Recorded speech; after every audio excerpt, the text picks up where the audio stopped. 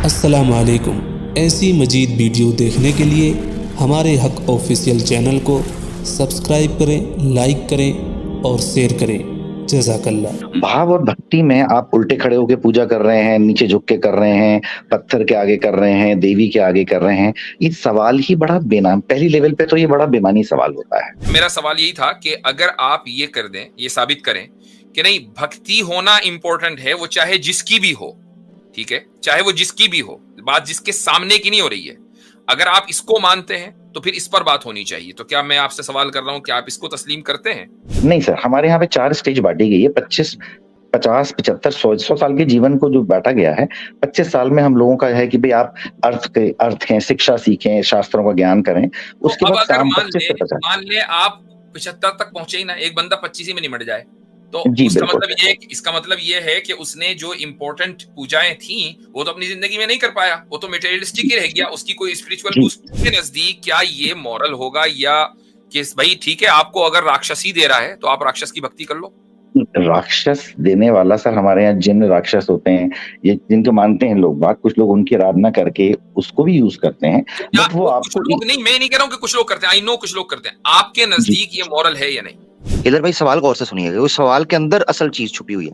Creator कितने मानते हैं? क्रिएटर में 2 चीजें, 5 चीजें, 100 चीजें, ये नहीं, क्रिएटर कितने मानते हैं? यानी हम क्रिएटर का तारुफ और इंट्रोडक्शन नहीं पूछ रहे आपसे।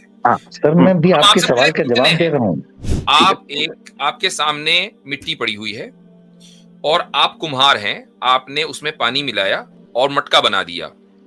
तो अब मुझे बताइए कि कोई भी अक्लमंद इंसान, बल्कि बेवकूफ भी, क्या ये कहेगा कि नहीं जी क्रिएटर यहाँ 2 हैं, मिट्टी भी और ये कुम्हार भी? या ये कहा जाएगा कि नहीं, कुम्हार मटका बनाने वाला है? कि हीलर हमें सनातन धर्म के बारे में या ईश्वर के बारे में बताएंगे, या वेद हमें बताएंगे कि ईश्वर क्या है? अच्छा जी, हीलर साहब नमस्कार सर। जी, क्या हाल चाल है जनाब? बिल्कुल बढ़िया सर, बिल्कुल बढ़िया। और बड़ी देर से गुफ्तगू सुन रहे थे आपकी और इनसे, इनर हीलर से भी। बट बहुत सी चीजों में मुझे लगा कि मतलब किस टॉपिक पे आपसे बात की जाए, इसी पे करी जाए या फिर किसी और पे बात करी जाए? आपकी मर्जी है, आप हमारे गेस्ट हैं। सर देखिए, जैसे दो टॉपिक्स हैं आज। ये तो आप बात कर सकते हैं इजराइल पैलेस्टीनियन इशू पर। हाँ सर, मैंने उस पे भी डिस्कस किया था और इस पे भी, दोनों पे हम बात कर सकते हैं आपसे। जी, मुख्तसर दोनों पर कर लेते हैं। जी फरमाइए। ठीक है सर। पहली बात तो सर, ये जो बात हो रही थी कि ये मूर्ति पूजा गलत होती है या सही होती है, सबसे पहली बात तो ये होती है सर, देखिए सनातन के अंदर, मैं सनातनी हूँ इसलिए उसकी पर्सपेक्टिव में आपसे बात करूंगा। सनातन के अंदर सर भक्ति, ज्ञान, योग और कर्म, इन 4 चीजों पे फोकस होता है और भक्ति के अंदर पूजा आती है सर। तो मेन भाव होती है सर भक्ति।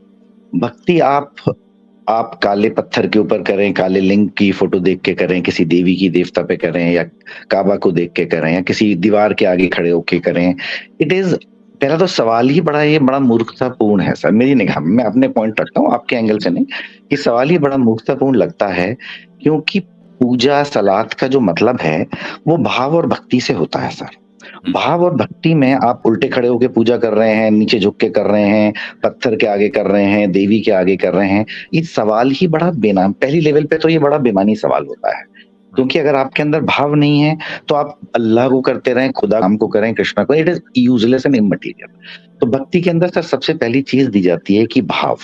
अगर आपका भाव जिस भी आप इष्ट को मानते हैं उसके प्रति समर्पित है और आप उसको ध्यान में लगाते हैं, तो पहली चीज तो भक्ति वहां से स्टार्ट होती है।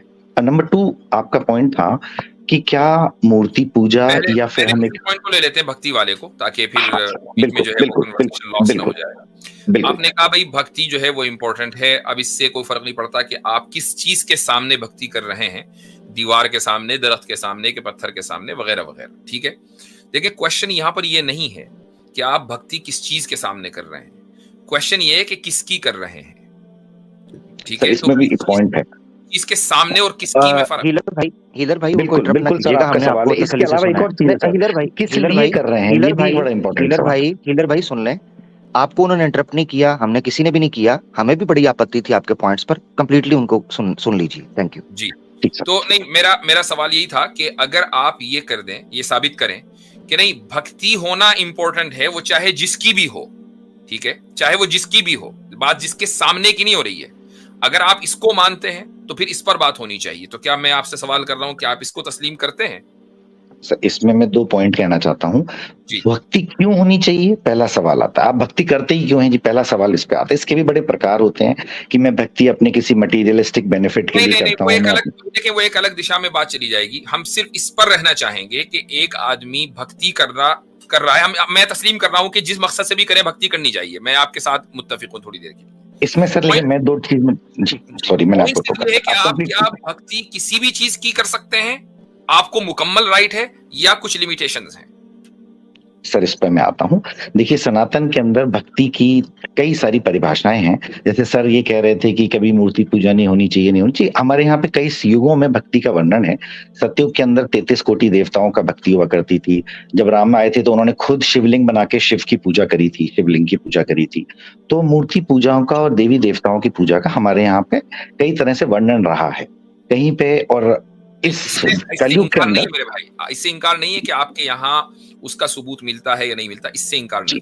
पॉइंट सिर्फ एक लॉजिकल रैशनल ग्राउंड पर, अभी थोड़ा स्क्रिप्चर्स को अलग रख दीजिए, ठीक है? भूल जाइए कि राम जी ने क्या कहा, थोड़ा अलग रख दें। रैशनल ग्राउंड पर मैं ये पूछ रहा हूं कि अगर हमने ये मान लिया कि इंसान के अंदर भक्ति होनी चाहिए, मैं और आप थोड़ी देर के लिए इत्तेफाक कर रहे हैं, अब सवाल यहां पर ये होता है किसकी भक्ति होनी चाहिए? क्या किसी की भी हो सकती है या कुछ लिमिटेशंस उस पर होनी चाहिए कि नहीं इसकी हो सकती है उसकी नहीं हो सकती, या किसी की भी हो सकती है? देखिए सर इसमें क्या है सर, देखिए हमारा जो मानना है कि जो निजाम है ईश्वर का, वो ईश्वर ने बड़े एंगल्स में जैसे एक समझ लीजिए एक सरकार का निजाम होता है, उसमें एक मिनिस्टर होते हैं, एक हेल्थ मिनिस्टर हैं, वॉर मिनिस्टर हैं, हर तरह के डिपार्टमेंट्स बटे हुए हैं। तो हमारे यहाँ पे ये माना जाता है कि जब आप पहले मटेरियलिस्टिक लाइफ को जी रहे हैं और आप उसके अंदर थोड़ा परेशान होते हैं, कुछ रिक्वायरमेंट्स होती हैं, तो आप उसमें कुछ देवी देवताओं की भक्ति करते हैं। उसका हमारे यहाँ ऋग्वेदा में भी आवाहन का प्रोविजन है। और अगर सपोज हमारे को लड़ाई पे लड़ने जाना है, जैसे हमारे यहाँ राजा लड़ाई करा करते थे, तो उनको शक्ति की जरूरत हुआ करती थी, तो वो शक्ति की देवी की आराधना करके उसकी पूजा करते थे। उस वक्त उन्हें मोक्ष की प्राप्ति की इच्छा नहीं होती थी, ना उन्हें जन्नत जाना था, ना स्वर्ग नरक में जाना था। इसी सवाल को यहाँ लेता हूँ। देखिए मेरे सवाल का अभी तक जवाब नहीं मिला, लेकिन चले हम आगे बढ़ते हैं। आप ये कह रहे हैं कि जैसे गवर्नमेंट ने एक सिस्टम बनाया हुआ है, अलग अलग मिनिस्टर्स, ठीक है? मसलन हम मोदी सरकार को ले लेते हैं कि भाई उसमें एक डिफेंस मिनिस्टर है, एक उसमें इंटीरियर मिनिस्टर है। तो ये जो मिनिस्ट्रीज अलग अलग हुकूमत के अंदर क्रिएट होती हैं, वो इसीलिए होती है ना कि भाई एक बंदा जो हुकूमत को लीड कर रहा है, जिसको आप प्राइम मिनिस्टर कह रहे हैं, वो सारे काम नहीं कर सकता, तभी तो उसने मिनिस्टर्स बनाए हैं इतने सारे। भाई वही अगर डिफेंस भी देखे, वही इंटीरियर सिक्योरिटी भी देखे, वही एक्सटर्नल अफेयर्स भी देखे, वही फूड डिस्ट्रीब्यूशन भी देखे, वही फाइनेंस भी देखे, तो वो कैसे करेगा काम? तो वो तो लीड नहीं कर सकता। इसलिए डिपार्टमेंट बन गए ना अलग अलग। जी कुछ बात में इसमें इत्तेफाक रखता हूं। तो अब मुझे एक बात बताएं कि क्या क्रिएटर को, कि जो ऑल पावरफुल है, ऑमनीपोटेंट है, क्या हम उसको ऐसा समझ रहे हैं इंसानों की तरह के जिसके पास लिमिटेड पावर है? अगर हम ऐसा समझ रहे हैं तो ये तो फॉल्स इक्विवेलेंस है। नहीं सर, नहीं, आपने इक्विवेलेंस जो दिया वो हमने एक एग्जांपल लिया था, उसी एग्जांपल को लेके आगे आपकी बात करते हैं। देखिए हमारे यहाँ पे क्रिएटर जिसको सुप्रीम पावर माना जाता है, जिसे ईश्वर माना जाता है, उसकी पूजा जो है हमारे यहाँ पे फाइनल स्टेज की पूजा है। जैसे हमारे यहाँ जीवन में 4 पार्ट में बांटा गया है, अर्थ, काम और धर्म और मोक्ष के उसमें। तो जब हम काम और धर्म के जीवन यानी 25 से 50 साल के जीवन में जब अपना जीवन जी रहे होते हैं, तो हमारी रिक्वायरमेंट्स बड़ी डिफरेंट होती है। Material wellbeing is one of the major requirements for a life, professional success, wealth, good family, good relationships. तो इस पीरियड के अंदर हमारे को एम्फेसिस दिया जाता है कि आप डायरेक्ट मिनिस्टर जो इंचार्जेस हैं उनसे करके आप अपने जीवन को वेलबींग की तरफ लेके जाइए, और भक्ति की भावना से आप, क्योंकि हमारे एक चीज और है कि अल्टीमेटली जो सारे तत्व हैं हमारे यहाँ, तो शायद एक बार मेरा पहले भी डिस्कशन हुआ था शायद, कि हमारे यहाँ पे आप जब गुरु की पूजा भी करते हैं तो गुरु को भी आप वो सम्मान देते हैं, तो वो भी ईश्वर को पहुंचता है। कुछ एग्जाम्पल्स ऐसे भी हैं जहाँ माता पिता की भक्ति ही ईश्वर की भक्ति को आपको कनेक्ट करती है। कई इस तरह की भी एग्जाम्पल है। इसको थोड़ा सा मुख्तसर करें कि लास्ट स्टेज में जाकर जब आप एक्चुअल क्रिएटर की, सुप्रीम बीइंग की पूजा कर रहे हैं, तो उसका वो स्टेज कब से शुरू होती है? सर सुप्रीम बीइंग की पूजा नहीं होती, मैं आपको यहाँ पे भी बताना चाह रहा हूँ। जो सुप्रीम बीइंग है, हमने ये माना कि जो निजाम है वो जो जिस गवर्नेंस से रन हो रही है उसमें सब कुछ बटे हुए हैं। सुप्रीम बीइंग इज हमारी चेतना का जो विस्तार है, उसके लिए सबसे अच्छी पूजा हमारे यहाँ बताई जाती है। पूजा से मतलब वो नहीं होता कि उसके सुप्रीम बीइंग की मैं फिर उसको भी आराधना चढ़ाऊँ, फल चढ़ाऊँ, बिकॉज़ सुप्रीम बीइंग से कनेक्ट होने का मतलब होता है जब हम लास्ट स्टेज में आते हैं अपनी लाइफ में, जब हम अपने को स्पिरिचुअली कनेक्ट करते हैं, जब मेरे लिए कोई मटेरियलिस्टिक रिक्वायरमेंट कम से कम होती है। जैसे मीरा हमारे यहाँ एक एग्जाम्पल रही थी, वो कनेक्ट हुई तो उस स्टेज पे उन्होंने कृष्ण की भक्ति में अपने को, उनकी कोई डिमांड नहीं थी। जीवन का मतलब एंड ऑफ लाइफ नहीं सर, हमारे यहाँ पे 4 स्टेज बांटी गई है। 25, 50, 75, 100 साल के जीवन को जो बांटा गया है, 25 साल में हम लोगों का है कि भाई आप अर्थ हैं, शिक्षा सीखें, शास्त्रों का ज्ञान करें। उसके बाद अगर मान ले आप 75 तक पहुंचे ही ना, एक बंदा 25 में निमट जाए, तो इसका मतलब ये है कि उसने जो इम्पोर्टेंट पूजाएं थी वो तो अपनी जिंदगी में नहीं कर पाया, वो तो मटेरियलिस्टिक ही रह गया, उसकी कोई स्पिरिचुअल बूस्ट नहीं हुई। जब वो उसकी स्पिरिचुअल हेल्थ ही नहीं बनी, तो अगले जन्म के अंदर जो आपके यहाँ बुनियादी कॉन्सेप्ट है, उसके अंदर वो एक नॉन स्पिरिचुअल बीइंग के तौर पर पैदा होगा, तो ये तो उसके वेलबीइंग के खिलाफ है। नहीं सर, देखिए अगर सपोज एक व्यक्ति आया और उसने अपने जीवन को अच्छा रखने के लिए माता पिता की भक्ति को ही अपना चुना, सपोज मैं कहता हूँ, उसने अपने माता पिता को ही अपने ईश्वर का स्वरूप मान के अपना जीवन उनकी सेवा में, क्योंकि देखिए भक्ति, सेवा, ज्ञान और कर्म, ये 4 चीजों पे हमारा वो जुटा हुआ है। तो जरूरी नहीं कि मैं योग करके ही अपने जीवन को करूं जो मैं ईश्वर की प्रार्थना करता हूं। एक आदमी अगर भक्ति कर रहा है और वो शैतान की, ईवल की, राक्षसों की भक्ति करने लगे, तो क्या आप उस भक्ति को सही मानेंगे? जी, वो राक्षस की भक्ति जब करता है, जब उसको राक्षस से कुछ चाहिए होता है, तो अगर वो उसकी भक्ति कुछ प्राप्त करने के लिए कर रहा है, तो नेचुरली भाई उसकी अपने जो मिल रहा है वो उस तरह के लोग भी करते हैं सर, राक्षसों की पूजा करते हैं। आपके नजदीक क्या ये मॉरल होगा, या कि भाई ठीक है आपको अगर राक्षस ही दे रहा है तो आप राक्षस की भक्ति कर लो? राक्षस देने वाला सर हमारे यहाँ जिन राक्षस होते हैं, ये जिनको मानते हैं लोग बात, कुछ लोग उनकी आराधना करके उसको भी यूज करते हैं, बट वो आपको नहीं, मैं नहीं कह रहा हूँ कि कुछ लोग करते हैं, आई नो कुछ लोग करते हैं। आपके नजदीक ये मॉरल है या नहीं? सर ईश्वरीय तत्व की पूजा करना वो हमारे लिए मॉरल है, ना कि राक्षसी तत्व की पूजा। अब आपने कहा कि भाई हमारी बुनियाद जो भक्ति पर है, भक्ति आप चाहे पत्थर की करो, चाहे आप दीवार की करो, दरख्त की करो, भक्ति करना है। तो अगर मैं इसी को बुनियाद बनाकर ये कहूं कि एक आदमी अगर राक्षस की भक्ति कर रहा है, शैतान की भक्ति कर रहा है, ईवल की भक्ति कर रहा है, अब आप उसको फिर मॉरल नहीं इमोरल नहीं कह सकते, फिर वो मॉरल होगा, क्योंकि वो आदमी तो भक्ति कर रहा है। लेकिन किस बुनियाद पर आप उसको मॉरल इमोरल कहते हैं? किस बुनियाद पर नहीं भाई के आपकी जो खुदा है, जिसको आपने सुप्रीम बीइंग माना है, ये उसके खिलाफ है। जो राक्षस हैं जिनकी आप भक्ति कर रहे हैं, वो उस खुदा के निजाम के खिलाफ हैं, इसलिए इनकी भक्ति करना इमोरल है। यही तो बुनियाद होगी ना सर। इसके अलावा अगर मैं कहता हूँ सपोज आप खुदा की भक्ति करते हैं, सुप्रीम गॉड की भक्ति करते हैं, और आप उसके बाद बम फोड़ने चले जाते हैं अगले दिन, तो वो भक्ति का क्या है सर? वो भी वही बेकार, क्योंकि आपकी भावना, आपकी इच्छा ही अलग है। आपने पूजा तो खुदा की करी, आपने डाइवर्ट कर दिया। मैं बताता हूँ आपको कैसे डाइवर्ट किया। लीजिए, मैं आपको बहुत पेशेंस से सुन रहा हूँ। देखिए, एक आदमी खुदा की भक्ति करता है और उसके बाद खुदा के खिलाफ बम फोड़ने चला जाता है, तो वाकई उसकी भक्ति का कोई फायदा नहीं। एक आदमी खुदा की भक्ति करता है और इंसानों के खिलाफ बम फोड़ने चला जाता है, तो उसने खुदा की भक्ति में कमी नहीं की। हाँ, यह अलग बात है कि इंसानों के खिलाफ उसने जो बम फोड़ा है तो खुदा उसको सजा देगा, लेकिन खुदा की भक्ति में कोई कमी नहीं आई। उसने बम जो है खुदा के खिलाफ नहीं फोड़ा है। आप जो कर रहे हैं वो ये कि सुप्रीम बीइंग की हम एक तो पूजा ही नहीं करते, और अगर आप पूजा कर भी रहे हैं तो फिर रोजाना की बुनियाद पर उस सुप्रीम बीइंग के खिलाफ बम भी फोड़ रहे हैं, और फिर ये कहते हैं कि भक्ति के अंदर कोई फर्क नहीं पड़ा। सर आपकी बात का एग्जांपल देता हूँ। एक आदमी राक्षस की पूजा करता है और वो मानवता की भलाई के लिए निकल पड़ता है। सपोज उसकी जो शक्ति अर्जित हुई वो मानवता की भलाई के लिए निकल पड़ा, तो अल्टीमेटली भक्ति का भाव क्या है? सबसे मैंने आपसे शुरू में कहा था, भक्ति आप ये कह रहे हैं कि एक ईवल के जरिए आप लोगों की भलाई कर सकते हैं, आप ये कह रहे हैं? सर मैं शक्ति की बात कर रहा हूँ। आप देखिए पूजा करते हैं, नहीं, राक्षस को राक्षस ईवल की वजह से कहा जाता है ना, तो वो ईवल तो आपको ईवल देगा, वो आपको भलाई तो देगा नहीं। देखिए सर, आप खुदा को पूजा कर रहे हैं या किसी ईश्वर की पूजा कर रहे हैं या राक्षस की पूजा कर रहे हैं, पहले तो आपका भाव क्या है? क्या आप उसको किसी के डिस्ट्रक्शन के लिए यूज करना चाह रहे हैं कि मुझे ऐसा एटम बम दे दे जिससे मैं सबके जाके फोड़ दूं, या मुझे कोई ऐसी बेल्ट दे दे जिसके जाके मैं फट जाऊं? और अब उसमें हर आदमी का मिशन होता है कि भाई मैं दूसरों को मारने जा रहा हूँ, भले ही मैं किसी भी कॉज के लिए मारने जा रहा हूँ। तो उसने ईश्वर से भी अगर पूजा करके ये काम किया तो वो गलत है, और अगर राक्षस से भी पूजा करके अगर उसने कहा कि मानवता की भलाई करूंगा, ये हमारे यहाँ भी है कि अगर आपने गलत नियत से, मैं कहता हूँ, एक मिसाल दे देता हूँ आपको। एक आदमी हज पर गया, आपको पता है हज एक मुकद्दस इबादत है, लोग जाते हैं, ठीक है। एक आदमी हज पर इसलिए गया कि लोग मुझे हाजी जी कहेंगे, हाजी साहब कहेंगे, अल्लाह ताला के लिए नहीं गया। तो भाई उसका हज जो है काबिल कबूल नहीं है। गया वो वहीं, सारे काम उसने वही किए जो एक आम आदमी कर रहा है, लेकिन चूंकि नियत उसकी, जिसको आप भाव कह रहे हैं उसको हम नियत बोलते हैं, नियत उसकी खिलाफ, उसकी गलत थी, लिहाजा उसको उसका कोई रिवॉर्ड नहीं मिलने वाला। ये तो इस पर कोई इख्तलाफ नहीं हमारा और आपका। पॉइंट सिर्फ ये है कि जो भक्ति है वो उसी की होनी चाहिए कि जिसने हमें क्रिएट किया है, हमें और आपको क्रिएट किया है। फिर इधर किसने क्रिएट किया है, वो एक है या दो है, मल्टीपल है, ये बड़े सारे सवाल हैं सर। अच्छा, तो मैं आपके नजदीक ये भी कहना सवाल है कि क्यों होनी चाहिए, आपके नजदीक एक है या दो हैं क्रिएटर? सर हमारे को दुनिया में अभी मैंने अपनी जितनी जीवन देखा, मुझे कोई भी क्रिएशन एक से होता हुआ दिखा नहीं आज तक। फॉर एग्जाम्पल ले लेता हूँ सर, एक एग्जाम्पल लेके समझा देता हूँ कि मैं अगर एक मटका भी बना रहा हूँ अगर, तो उस मटका को बनाने के लिए मुझे उस मटके की मिट्टी की जरूरत पड़ेगी, यानी एक पदार्थ की जरूरत पड़ेगी, और मेरी चेतना यानी कॉन्शियसनेस उसको एक रूप देगी। तो मैंने अपने जीवन में कोई क्रिएशन एक के थ्रू नहीं देखा, मैंने ये देखा कि एक क्रिएशन की डेफिनेशन क्या है सर? क्रिएशन की डेफिनेशन आप कुछ भी ले लीजिए, किसी भी चीज को, क्रिएशन की एक डेफिनेशन है। आप जो कंफ्यूज कर रहे हैं वो ये कि आपने क्रिएशन और ट्रांसफॉर्मेशन इन दोनों को एक कर दिया।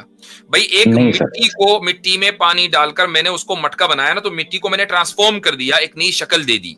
ये एक इंसान को इख्तियार दिया गया है, लेकिन सवाल यहां पर ये होता है कि उस मिट्टी और पानी को किसने क्रिएट किया? कि एक चीज नहीं थी वो आई, ये है क्रिएशन।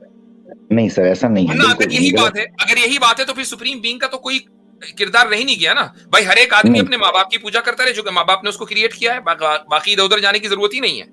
नहीं सर, हमारा टॉपिक ये था, हम ये बात कर रहे थे कि सुप्रीम बीइंग एक है या दो है, सामने आना चाहिए। सवाल दोबारा इनके सामने आना चाहिए।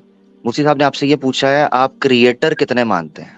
क्रिएटर, सवाल की तरफ गौर करना। क्रिएटर, मैं क्रिएटर में दो चीजों का होना मानता हूँ सर। मैं ये मानता हूँ कि क्रिएटर एक कॉन्शियसनेस अगर है, क्रिएटर में दो चीजें नहीं। सुने सर, अगर गौर से सुने, सवाल सुने। ये डॉज इसलिए हो रहा है कि आपको सवाल नहीं समझ आ रहा, या शायद फिर आप उसको नहीं देख रहे। मैं आपसे एक पॉजिटिव जेस्चर ही लूंगा। इधर भाई सवाल गौर से सुनिएगा, उस सवाल के अंदर असल चीज छुपी हुई है। क्रिएटर कितने मानते हैं? क्रिएटर में दो चीजें, 5 चीजें, 100 चीजें, ये नहीं। क्रिएटर कितने मानते हैं? यानी हम क्रिएटर का तारुफ और इंट्रोडक्शन नहीं पूछ रहे आपसे। सर मैं भी आपके सवाल का जवाब दे रहा हूँ। एग्जैक्टली यही तो दे रहा हूँ सर, आप इसको थोड़ा सा तसल्ली से सुनिएगा। मैंने एक एग्जाम्पल दिया था आपको। मेरा मतलब है किसी भी चीज को मैनिफेस्टेशन लाने के लिए हमें दो चीजों की जरूरत पड़ती है। एक उसके पीछे जो कॉन्शियसनेस है, जो क्रिएट करने के लिए इच्छुक होती है। भाई फर्क समझो सर, आपकी की बात भाई, मैं दो मान के चल रहा हूं, दो मैं क्या मान रहा हूं ये बता रहा हूं। मेरी बात सुने, एक मिनट मेरी बात सुने। आप शादीशुदा हैं? जी। आपकी वाइफ भी होंगी, मेरी भाभी इंशाल्लाह, ठीक है जी। खाना वो बनाती हैं घर में? वो तो सर्वेंट बनाते हैं। चलिए कोई बताइए। चले सर्वेंट बनाते हैं, ठीक हो गया, सर्वेंट बनाते हैं, ठीक है। कोई एक बंदा होगा ना जो किचन में एक हांडी बना रहा है, को 5-7 उसमें कोई नमक डाल रहा है, कोई ऐसे चल रहा होता है, या कोई एक बंदा नॉर्मली सर्वेंट से जैसे एक को सब्जी काट देता है? आपकी सिचुएशन से हट के हम एवरेज बंदे की बात, या तो आप कहें मैं इंडिविजुअली बात तो समझाता हूं, शायद उस आपसे मैं मतलब आपके सवाल को मैं इसलिए इस सवाल को इसलिए मिस नहीं होने देना चाह रहा क्योंकि इसी के अंदर बेस छुपी हुई है। मैं मिस नहीं कर रहा मेरे भाई, मैं आपके सवाल को बहुत अच्छे से समझा हूं। आप कितने समझे तो सही मैं क्या बोल रहा हूँ।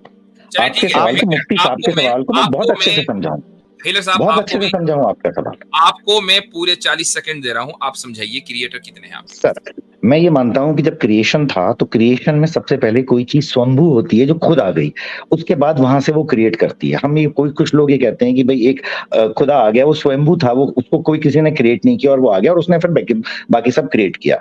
हम इस चीज को नहीं मानते सर। सनातन में हमारे यहाँ पे सांख्या के अंदर ये माना जाता है कि एक क्रिएशन के लिए, इस फिजिकल क्रिएशन में भी दो लोग लगते हैं हर जगह, एक लगता है मटेरियल और एक लगता है कॉन्शियसनेस। हमारे यहाँ पे दो चीजों को स्वयंभू माना गया है, एक जो कि चेतना है, जो एक फर्स्ट स्वयंभू चेतना जिसे हम सुप्रीम कॉन्शियसनेस कहते हैं, और एक जो सुप्रीम मटेरियल है अंदर, डार्क मैटर कह लीजिए, जिसके बाद सारा मटेरियल बनना चालू हुआ, जिसको हम प्रकृति यानी देवी के रूप में मानते हैं। अब हम ये मानते हैं कि जब क्रिएशन हुआ तो उससे पहले दोनों ही सुषुप्त अवस्था में थे।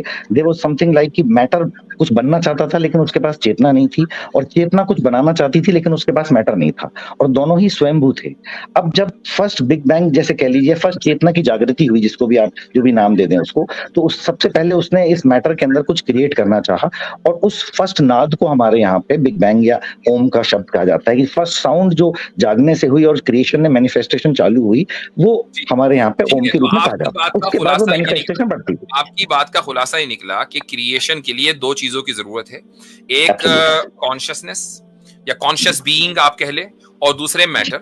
दोनों ही चीजें सुप्रीम मैटर, ये दो चीजें हमारे सुप्रीम कॉन्शियस, सुप्रीम मैटर, दोनों ही चीजें जो है वो मिलकर क्रिएटर बनी है, लिहाजा क्रिएटर एक नहीं है। सबसे पहले तो ये मैं कोई कहता है कि एक है दो है, हमारा ये मानना है कि क्रिएशन तो हमने तो देखा ही नहीं एक जन को क्रिएट करते हुए कुछ भी। ठीक है, चले सही है। मैं अब आपको एक मिसाल देता हूँ, हालांकि इस फिलॉसफी के ऊपर बहुत आसानी के साथ हम रिफ्यूटेशन दे सकते हैं, लेकिन मैं इसी मिसाल को लेता हूँ। आपके सामने मिट्टी पड़ी हुई है और आप कुम्हार हैं, आपने उसमें पानी मिलाया और मटका बना दिया। तो अब मुझे बताइए कि कोई भी अक्लमंद इंसान, बल्कि बेवकूफ भी, क्या ये कहेगा कि नहीं जी क्रिएटर यहाँ दो हैं, मिट्टी भी और ये कुम्हार भी, या ये कहा जाएगा कि नहीं कुम्हार मटका बनाने वाला है? सर कुम्हार कुछ कर ही नहीं सकता, अगर मटका मिट्टी नहीं तो हवा में झूलता रह जाएगा। आपने उसकी लिमिटेशन बयान कर दी कि वो कुछ नहीं कर सकता। मैं कह रहा हूं कि ये जो एट्रीब्यूट है, जो एडजेक्टिव है क्रिएटर का, ये आप कुम्हार के साथ लगाएंगे कि मिट्टी के साथ भी लगाएंगे? सर देखिए, क्रिएशन तभी पॉसिबल होती है जब कोई आप मेरी बात को उस तरीके से नहीं समझते। वो मुझे मालूम है कि कोई भी कुम्हार मिट्टी के बगैर मटका नहीं बना सकता, मैं उस बात को तस्लीम कर रहा हूं। मैं कह रहा हूं कि इस सिनेरियो में क्रिएटर कौन है, एक है कि दो हैं?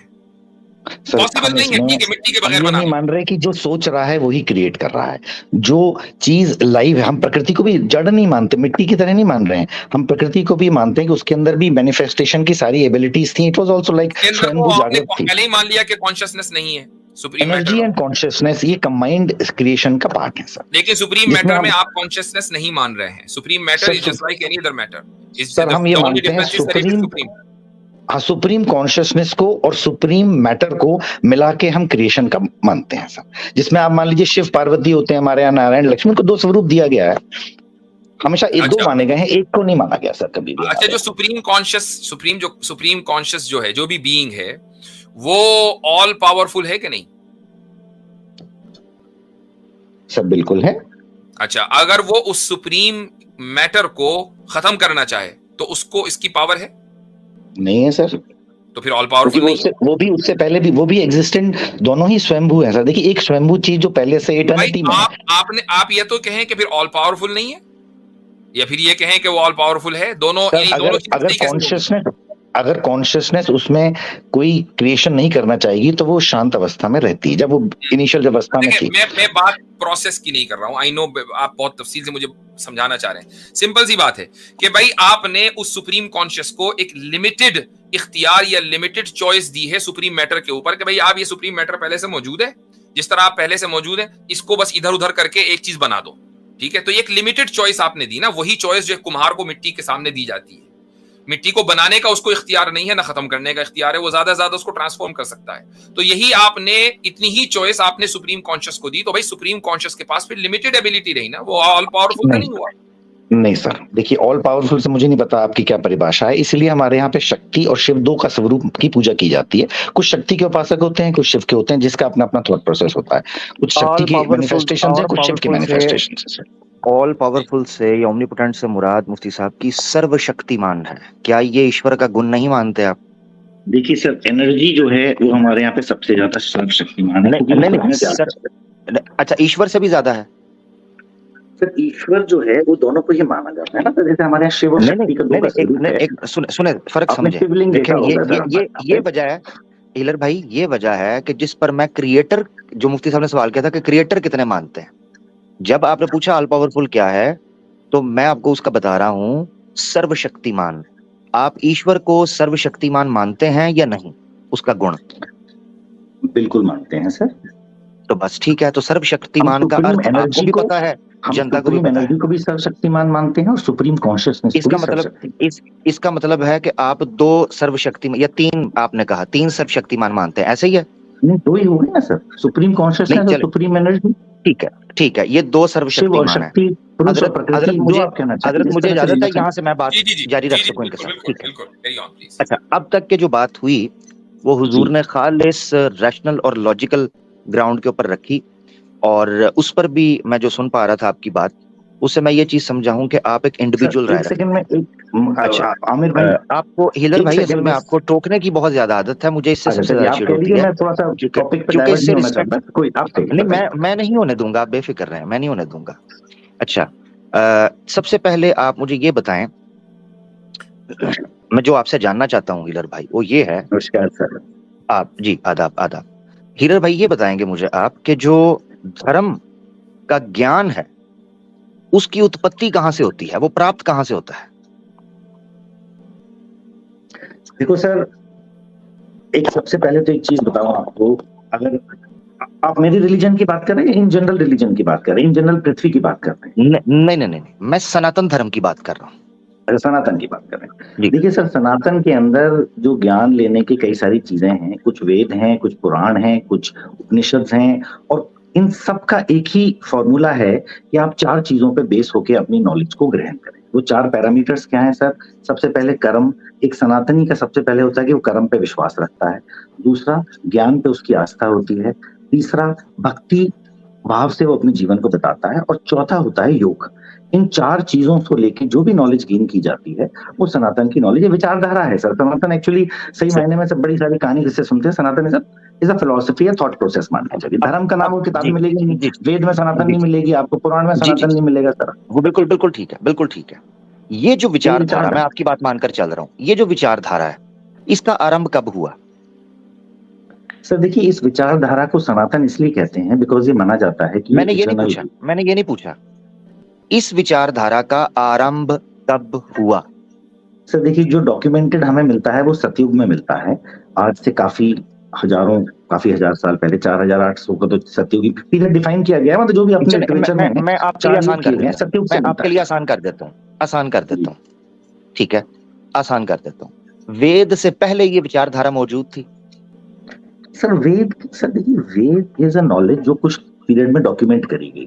वेद की जो नॉलेज थी वो अनडॉक्यूमेंटेड तो सबसे पहले सतयुग में थी, और उसके अंदर जब ये नॉलेज दी जाती थी तो ये बताया जाता था कि इसमें 33 कोटि देवी देवता थे हमारे, जिसमें हमारे मैं आपसे पूछना चाह रहा हूँ, मुझे डिटेल्स, माशाल्लाह मुझे डिटेल्स आप दे रहे हैं, आप काफी नॉलेज वाले हैं, मगर मैं ना प्रिसाइजली उस सवाल के साथ स्टिक रहना चाह रहा हूँ। वेद से पहले ये विचार डॉक्यूमेंटेड नहीं पूछा, वेद जब आए, वेद से पहले ये विचारधारा मौजूद थी जो आप ये 4 में आए? वेद कलयुग में आए जी, वेद इस पीरियड में लिखे गए, इस वाले युग में। इससे तीनों पहले जो युग थे उसमें वेद श्रुति के रूप में चलता था, डॉक्यूमेंटेड नहीं। सतयुग के अंदर वेद थे? Sir undocumented. जी, अनडॉक्यूमेंटेड वेद थे। इसका मतलब ये है जी, ईश्वर के प्रकाशित मानते हैं वेदों को आप? प्रकाशन तो अभी हुआ ना सर, नॉलेज का, ये नॉलेज जो थी वो ईश्वरी नॉलेज थी सर। ईश्वरी नॉलेज ही कह लें आप। ईश्वर के प्रकाशित का मतलब ये है कि ईश्वर ने इनका प्रकाश विद्वानों के ऊपर डाला, इल्यूमिनेट किया, एनलाइटन कर दिया उनको।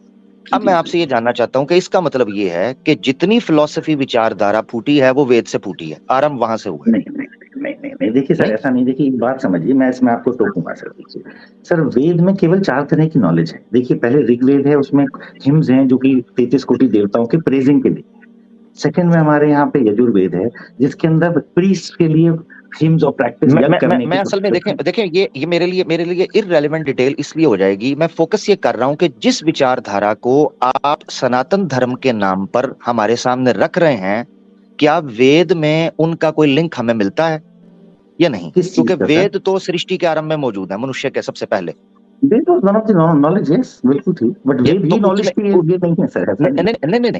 जो मेरा मकसद है कहने का वो ये है, वेद से विचारधारा मिलती है क्योंकि सनातन धर्म का परम प्रमाण वेद है।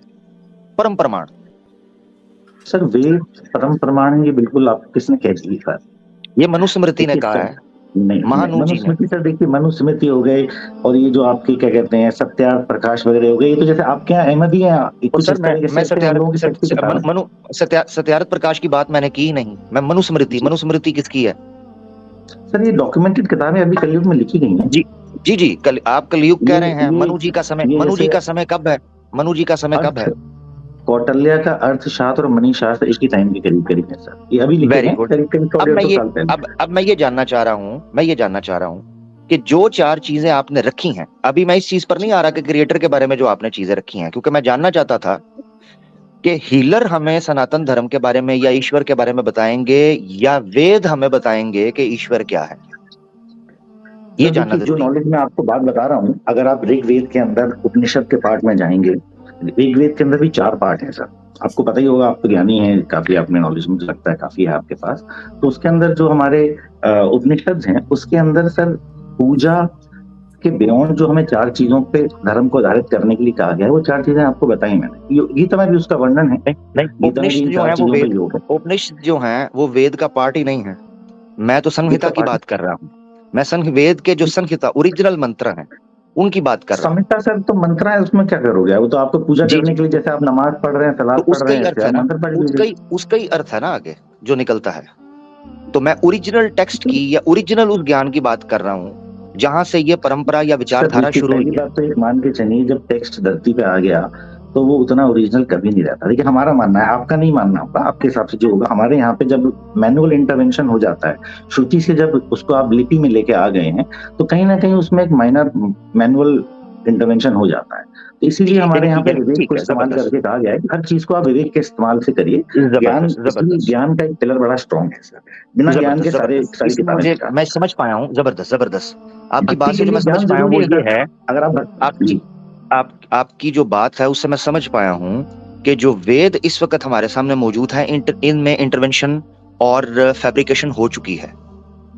सर मैं दुनिया की किसी भी किताब जो आदमी ने आपने लिखी है, मैं आपसे जो मैं आपसे पूछ रहा हूँ उसको फोकस करके बता दें। देखिए सर हो चुकी है, यही मैं सही समझाऊं? नहीं, आपने सर ये सही नहीं समझा। नहीं, आपने खुद बोला है जब लिपि के अंदर, आपने खुद बोला है हीलर भाई, आपने भी थोड़ी देर पहले खुद बोला था कि जब ये लिपि के अंदर आ गई तो मैं ये मानकर चलता हूँ। आप नहीं मानते, मगर मैं ये मानता हूँ अपने लिए कि भाई इसमें चेंज हो चुकी है, हो चुकी है। चेंज नहीं कहा, मैं ये कहता हूँ मैं अभी रुकिएगा मैं जी ये ऑडियो सुनाने लगा, ऑडियो मैं आपकी सुनाने लगा सर, मैं आपकी ऑडियो सुना देता हूँ जी, मुझे 2 मिनट दीजिएगा, मैं आपकी ऑडियो सुना देता हूँ जी। भाई ने क्या बोला था ताकि किसी को भी गलत फहमी जो है वो ना कभी नहीं रहता, लेकिन हमारा मानना है, आपका नहीं मानना। ये देखिएगा जी, ओरिजिनल उस ज्ञान की बात कर रहा हूँ जहाँ से ये परंपरा या विचारधारा शुरू हुई। बात तो मान के चलिए, जब टेक्स्ट धरती पे आ गया तो वो उतना ओरिजिनल कभी नहीं रहता, लेकिन हमारा मानना है, आपका नहीं मानना होगा, आपके हिसाब से जो होगा। हमारे यहाँ पे जब उतना ओरिजिनल नहीं रहता, ठीक है जी, आपने ये जुमले बोले, तो यानी इसका मतलब ये है कि जो वेद इस वक्त हमारे पास मौजूद हैं ये ओरिजिनल नहीं है। सर ओरिजिनल वेद तो केवल श्रुतियों में था सर, इसका मोस्ट ऑथेंटिक वर्जन हमारे साइट है, हीलर भाई सॉरी, हीलर भाई मैं समझ जाता हूं, मैं आपको इंटरप्ट कर रहा हूं, जरा सुनिएगा। ओरिजिनल तो श्रुतिज के अंदर मौजूद था, इस वक्त जब लिख दी गई लिपि के अंदर ये मौजूद नहीं, ऐसे ही है ना? नहीं सर, मौजूद नहीं है, उसका क्लोजेस्ट वर्जन जो है वो वैदिक हेरिटेज के साइट पे है, बड़ी सारी किताबें छपती हैं,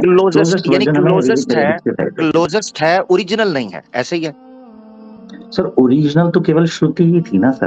अब नहीं, मेरा मुराद नहीं, मैं आपके मुंह से सुनना चाह रहा हूँ, नहीं है ना ये ओरिजिनल, आप बोल दें नहीं है। जो वेद इस वक्त हमारे पास मौजूद हैं वो ओरिजिनल एज इट इज जैसे श्रुति में थे नहीं है सर। खाली कोई भी स्क्रिप्चर जो आदमी ने लिखा, सर मैं वेद की बात, हीलर भाई मैं वेद की बात कर रहा हूँ जी, नहीं है एज इट इज जैसे ओरिजिनल थे। श्रुति के जैसे हैं ये मुझे नहीं पता। नहीं आपको नहीं पता। आमिर भाई और हीलर साहब, मैं थोड़ा सा इंटरप्ट करूंगा, गुफ्तगू जो है वो क्लोज कर लेते हैं। हाँ, बहुत दूर चलेंगे, इसको निकालें। ठीक सर, ये वाला पॉइंट तो है सर, हम उस पॉइंट पे आ जाते हैं, बिकॉज़ ये तो जी मैं असल में इसमें ये जो बेस में बात कर रहा था, 2 मिनट में निपटा लें, 2 मिनट में निपटा लेते हैं जी। अच्छा हीलर भाई, ये अभी क्रक्स निकल कर आ गया आपकी तरफ से, एक पॉइंट जो बड़ा इंपॉर्टेंट है कि वेदास अपनी ओरिजिनल फॉर्म के अंदर नहीं है, जब से लिपि के अंदर नहीं है, श्रुति की फॉर्म में अपनी ओरिजिनल जो टेक्स्ट हमारे सामने है। जी ठीक है, कोई बात नहीं, वही बात है, 2 मिनट इसी में लग जाएंगे, मैंने आगे बात करनी है, 2 मिनट इसमें लग जाएंगे। अच्छा, अब मैंने ये चीज आपसे जानने की कोशिश करनी है इन वेदास, क्योंकि देखें जो उपासना कांड है या इवन कर्म कांड, ये वेद के सब्जेक्ट्स के अंदर से उनके विषयों में है, ऐसे ही है ना, 4 बड़े विषय हैं जो वेद जिनको डिस्कस करता है, जिनमें कर्म कांड भी और उपासना और कर्म कांड, ठीक है। उपासना उसके अंदर है, पूजा की अभी बात चल रही थी, मूर्ति पूजा के वाले से, कोई वेद का एक प्रमाण, अगर आप वेद में मूर्ति पढ़ना, इतनी लंबी बात आप मुझसे करें तो एक लाइन में क्लोज कर देता हूँ। वेद में कोई मूर्ति पूजा का वर्णन नहीं है। मैं इसीलिए मैं आने लगा वेद में। जी आप क्या कह रहे हैं जी, दोबारा बोलिएगा। आपका ये कहना था कि आप मुझे इतनी लंबी बात इसीलिए करना चाह रहे थे ना कि क्या मूर्ति पूजा वेद में है कि नहीं, ये पूछना चाह रहे थे। अगर आप हिलर भाई मेरे सवाल का तुरंत जवाब दे देते तो इतनी लंबी वाकई बात ना होती। जी बता दीजिए, मूर्ति पूजा कि वेद में मूर्ति पूजा का कोई जिक्र नहीं है। आप तस्दीक कर रहे हैं ना हिलर साहब? पहले भी बताया था आपको मैंने कि इसका जो वर्णन है सर हमारे आपको पता चलेगा मैंने इतनी लंबी बात क्योंकि अगर आप मुझे मौका देंगे अपनी बात। आप ये कह रहे हैं कि वेद में मूर्ति पूजा का वर्णन नहीं है, ऐसे ही है? ठीक समझाऊं? जी हाँ, उन्होंने यही कहा। हमारे यहाँ पे उन्होंने यही कहा है, यही कहा है ना, बस ठीक है। अब ये देखें, इसलिए बात लंबी होती है। आप हाँ या ना में बताएं जो आपने बोला, फिर मुझे ऑडियो सुनानी पड़ती है। मुफ्ती साहब वेद के अंदर जी नहीं है, लेकिन नहीं है, जरा सुन ले, जरा सुन जी, बट मूर्ति बना के करना है एक का वर्णन नहीं है सर। इसमें दो चीजें क्लियर है सर। मेरी एक बात क्लोज जाने आपके बात को, इसमें एक देवता का पूजा का वर्णन नहीं है वेदों के अंदर। इसमें 33 कोटि 33 प्रकार के देवी देवताओं का पूजन है। उसमें वो जो देवी देवता है,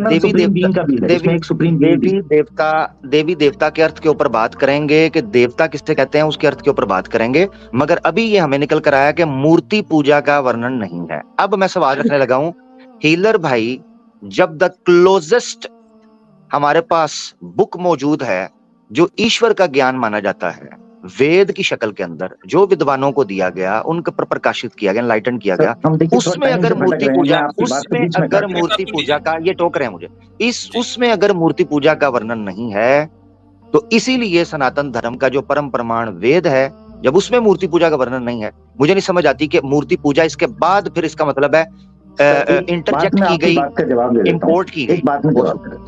ठीक है, मैं जवाब दे रहा हूं एक लाइन में, आधे सेकंड में, ज्यादा लंबा आधा ही सेकंड। ठीक है सर, जैसे आप मतलब मैं किसी रिलीजन पे नहीं कह रहा, बट जैसे कुरान के अंदर सर नमाज का कहीं वर्णन नहीं है, सलात का वर्णन है, लेकिन हदीथों से आप सलात नमाज नहीं, ऐसा नहीं है, ऐसा नहीं है। कुरान में नमाज का नमाज तो तर्जुमा है ना, सलात का तर्जुमा है, सलात है ना सर। अब सलात कैसे की जानी है, सलात नमाज को तो कहते हैं। पूजा कैसे की जानी है, हाथ नाफे के ऊपर बांधना है, नीचे बांधना है, कैसे? नमाज उसका ट्रांसलेशन है भाई। एक मिनट सलात का ट्रांसलेशन है, सलात का ट्रांसलेशन है नमाज। तो ये कंफ्यूज ना करें कि नमाज का जिक्र नहीं है। और यही वजह है, अब आप सुन लीजिए ना मेरी बात, यही वजह है कि अगर आप अरबों में चले जाएंगे, उनसे पूछेंगे नमाज, तो उनको समझ भी नहीं पाएंगे कि क्या बात हो रही है, क्योंकि वो उर्दू या फारसी नहीं बोलते हैं। सुन लीजिए, ये सिर्फ ट्रांसलेशन है। आपको अरबों के सामने अगर बात करनी है तो आपको सलात का लफ्ज ही बोलना पड़ेगा। अब ये कि कैसे करनी है, अब मैं आपको बता देता हूँ। कुरान में रुकू का भी जिक्र है, कुरान में क़याम का यानी खड़े होने का भी जिक्र है, कुरान में सजदे का भी जिक्र है, कुरान में अल्लाहु अकबर का भी जिक्र है, कुरान में तस्बीह का भी जिक्र है। सारी चीजें मैं बताता हूं, इनका मसला हल होने लगा। भाई सुनेंगे, जी मैं करता हूँ, मैं ऊपर नीचे हाथ मैं करवाता हूँ उसका हाथ। इधर भाई मुझे सुनेंगे, इधर भाई सुनेंगे, आप सुनेंगे तो आपको पता चलेगा क्या है। हम कुरान में सलात का जिक्र मानते हैं और उसी समय पर नबी पाक सल्लल्लाहु अलैहि वसल्लम ने उसको प्रैक्टिकली कर दिखाया है, जबकि मूर्ति पूजा का एग्जैक्टली ना मूर्ति पूजा का जिक्र वेद के अंदर है और ना मूर्ति पूजा उस समय पर होती थी। आपने खुद माना।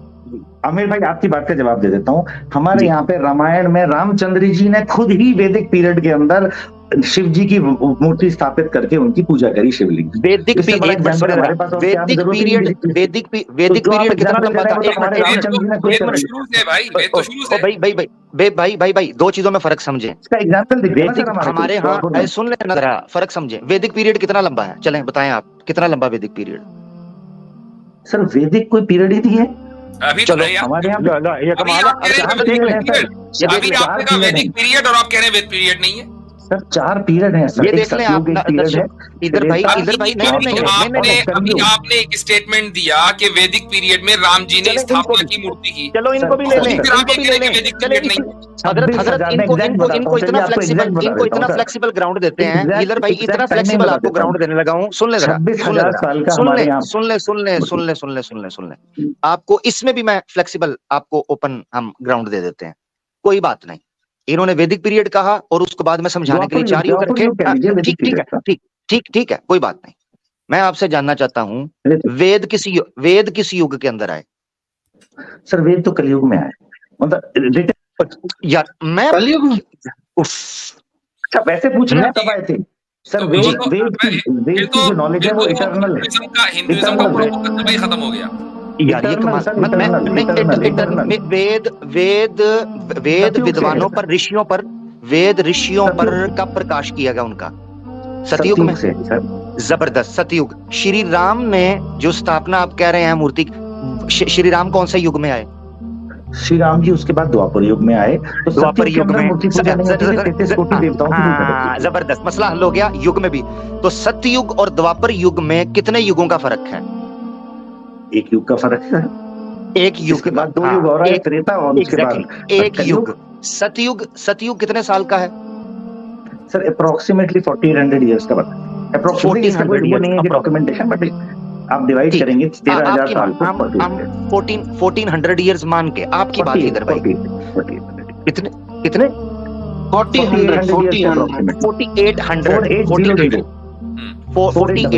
4800 साल, 4800 साल, 4800 इयर्स का फर्क है।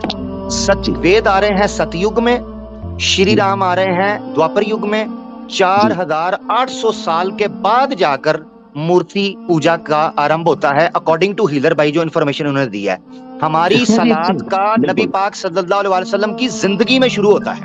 बिल्कुल, जिनके ऊपर कुरान नाजिल हुआ उन्होंने ही सलात को करके दिखा दिया कि इस तरीके से नमाज पढ़ी जाएगी। इसीलिए फर्क मैंने 2 मिनट रखे थे इस डिस्कशन को, वरना ये ऑनगोइंग रहेगा ऑल नाइट। तो अब इसको यहाँ पर खत्म करना है। तो आप पॉइंट पे बताइए सर, जिस पॉइंट पे आपका डिस्कशन चल रहा था, तो आमिर भाई से डिस्कशन हो गया इस पे। नहीं, आधा डिस्कशन मेरे साथ हुआ, आधा आमिर भाई के साथ हुआ है। हमने ये चीज वेद व्यास को उतारा,